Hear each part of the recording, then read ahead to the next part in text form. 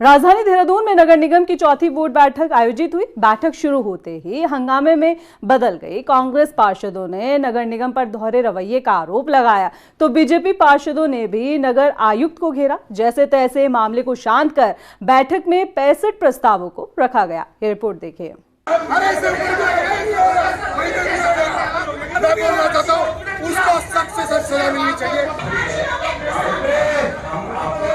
नगर निगम की चौथी बोर्ड बैठक, हंगामे के साथ शुरू हुई बोर्ड बैठक। कांग्रेस पार्षदों ने दोहरे रवैये का लगाया आरोप। बीजेपी पार्षदों ने भी किया हल्ला बोल।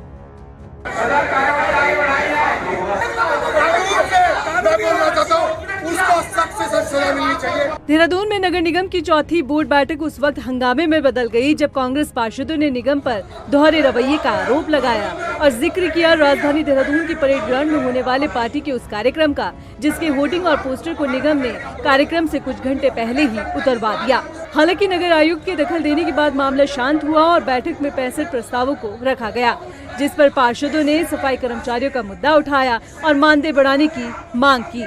बोर्ड ने भी सहमति जताई। सफाई कर्मियों के मानदेय को 500 रुपए से बढ़ाकर 800 रुपए कर दिया गया। उधर कांग्रेस पार्षदों ने कुछ वार्ड में अधिक सफाई कर्मचारी होने और कुछ वार्ड में सफाई कर्मियों की कमी पर भी आपत्ति को जाहिर किया। उन्होंने बताया कि इस कारण उनके वार्ड में सफाई व्यवस्था बेपटरी रहती है, जिस पर मेयर और नगर आयुक्त ने 1 महीने का वक्त मांगा। स्वास्थ्य विभाग है हमारा, उनके अधिकारियों ने 1 जून तक का समय मांगा है और जैसा कि सदन ने तय किया है कि प्रत्येक वार्ड में समान रूप से कर्मचारी बांट दिए जाएंगे, तो इस अवधि में उसकी एक्सरसाइज कर ली जाएगी और उसका अनुपालन सुनिश्चित किया जाएगा। मानदेय बढ़ाने की बात है सामने, क्या रहेगा उसको कितनी?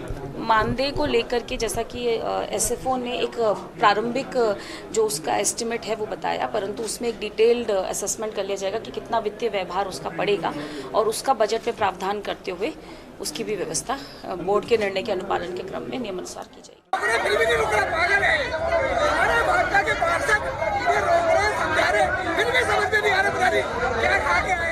उधर बीजेपी पार्षदों ने भी नगर आयुक्त पर एक बार फिर अभद्र व्यवहार करने का आरोप लगाया। कहा कि नगर आयुक्त विकास कार्यों की सूचना नहीं देती हैं, जिस कारण आज दोनों ही पार्टी के पार्षदों में नाराजगी देखने को मिल रही है। वहीं बोर्ड बैठक में शहर के अंदर चल रहे हुक्का बारों का मुद्दा भी गूंजा। पार्षदों ने आरोप लगाया कि बाहरी राज्यों से पढ़ाई करने आने वाले छात्र यहां हुड़दंग करते हैं, जिस पर निगम को संज्ञान लेना चाहिए। पार्षदों ने कहा कि यदि बोर्ड बैठक में कोई फैसला नहीं निकलता तो शहर को सुधारने के लिए उन्हें आगे आना पड़ेगा। तो ठेके चल रहे हैं, वाइन शॉप्स हैं, वो लीगल हैं कहीं ना कहीं, लेकिन हुक्का बार का तो कहीं लाइसेंस ही नहीं है।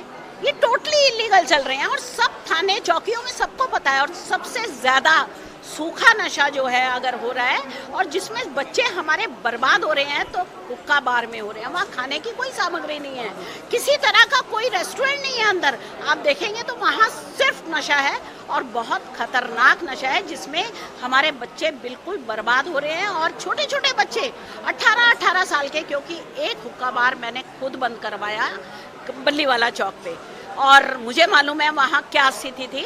तो इसके लिए अब हम बिल्कुल बुलंद से इसकी आवाज उठाएंगे। 1 साल बाद हुई बोर्ड बैठक में आम जनता से जुड़े प्रस्तावों पर चर्चा कम ही देखने को मिली। बोर्ड बैठक में बीजेपी कांग्रेस दोनों ही दलों के पार्षदों के अपने अपने मुद्दे हावी रहे। बहरहाल अब देखना ये होगा कि बोर्ड बैठक से वार्ड की जनता को कितना फायदा होता है और कितना नुकसान।